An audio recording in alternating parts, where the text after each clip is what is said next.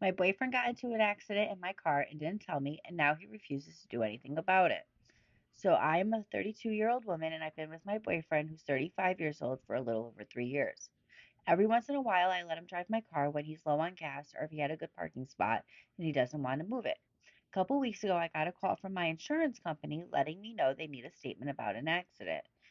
I was like, "Excuse me? I haven't been in an accident." After a solid 45 minutes of adamantly proclaiming this lady was crazy and there was no accident, the insurance rep said, "Well, we have a report with my boyfriend's name on it that he was in an accident in such and such parking lot on this date, claiming that he was driving his girlfriend's car." I called my boyfriend and he denies up and down that there was an accident. I explained the call I received and he replies with, "Oh, yeah, I forgot about that." No, you don't forget about that. He should have came home immediately and told you that he was involved in an accident. Apparently, he's been dodging these phone calls for over a month and did not tell me any of this was happening. There was no damage to my car, so there was no reason for me to know anything happened. Yesterday, as I was trying to work out with the insurance company the details, and I needed him to make a statement, it's impossible. He stops responding to my text about the situation, so I called him. He clears the call, and I call him again. He then hits the clear button again and texted me that he's with his parents. So I told him, "Okay, but this is a serious situation. I need to speak with you. Can you please answer?" He's like, "I'm not going to fight with you in front of my parents." I explained that once again, this is not a fight, but I need details about this accident from you. He refuses to take my call, so I sent him a nasty text message telling him, "You can't even show respect to take my call about something serious. This isn't a real relationship." I got no response from him. Again, dump him. Leave him. He didn't have any respect for you. He showed you he doesn't respect you. So after about 2 hours of radio silence, I call him again and he says, "I don't have the energy to do this with you right now. I'm painting and I don't want to talk to you." I told him, "What about my feelings and what about me?" He told me, "What about you?" and hung up. I haven't heard from him since. I know he's waiting for me to break down and contact him, as that's usually what the case is, but I need help drafting my response to the situation. I'm in shock and pain at the loss and what the next step is. The next step is to tell him that your relationship is over and he can stay with his parents. Leave him. He showed he has no respect for you. He didn't even tell you about an accident that he had in your car. You're not doing anything wrong by trying to get this solved. Leave him. So this is the update. So it would be a part two, but I'm putting it all in the same video. What Before I even get into it, as always, tell me your thoughts in the comment about what you think about the story, who's right, who's wrong. If you like the story, repost it for your followers and hit the follow button and the comment button if you want to leave a comment.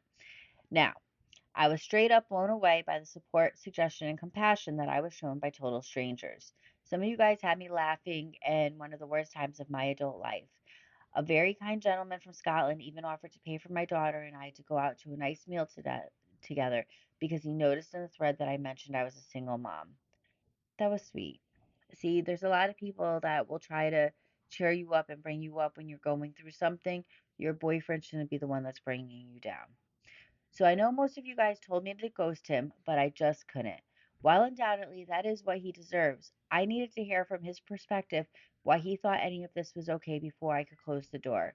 Honestly, I'm glad I did because it solidified for me that this relationship was an excellent learning experience, but I was done with learning and it was time to move on. A lot of times we want that closure in a relationship, but sometimes we just can't get it. I'm glad you were able to get that closure, but I think I agree with whoever was saying to ghost him. He didn't deserve to hear from you again, but it helped you, so you're in a good place, so that's cool. His avoidance of the situation was explained by his thinking that it wasn't a big deal. He said that he doesn't understand why this lady is making such a big fuss about her bumper and that I'm unreasonably upset about it, and he doesn't want to talk about it until I calm down. I kept it together until I got his side of the story. According to him, they were both packing out of their parking spots and they hit each other. He was all the way out of the spot and she was halfway out of hers when they hit. I had literally dialed the phone and I sat with him while he called the insurance lady and gave his statement. He was found at fault due to his being all the way out of the spot. I'm not sure what that means for me, my policy, and my pocket yet. As far as the relationship, that's completely over. When he came over to talk, I had all his things packed up. Good job. I applaud it. I tried to explain how hurt and disappointed I was by his actions, and I told him that I could no longer trust him because of how terribly he handled the situation. He told me, "Oh, please, you just set a fire and expected me to come to your rescue and put it out, and when I didn't, you threw a fit. I'm sorry, I just didn't have the energy to put out your fire." I couldn't believe it, and I told him, "This is your fire set by your shitty actions and fueled by your avoidance." I burst into tears. I handed him his bag and I said I needed him to leave.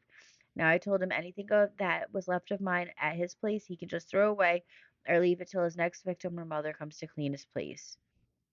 Speaking of his mother, I also left her a very detailed email explaining what happened, and I asked for his driver's license number and their insurance policy just in case it was needed. Her response was, "I'm very sorry that you're having to deal with this, but I don't see how it's our problem if it was your car." I feel like the whole family is just showing exactly why he is how he is. But that's the end of the story. I'm single now, and I'm happier now than I was before. Good. I'm glad that you're in a better place and you're seeing that now.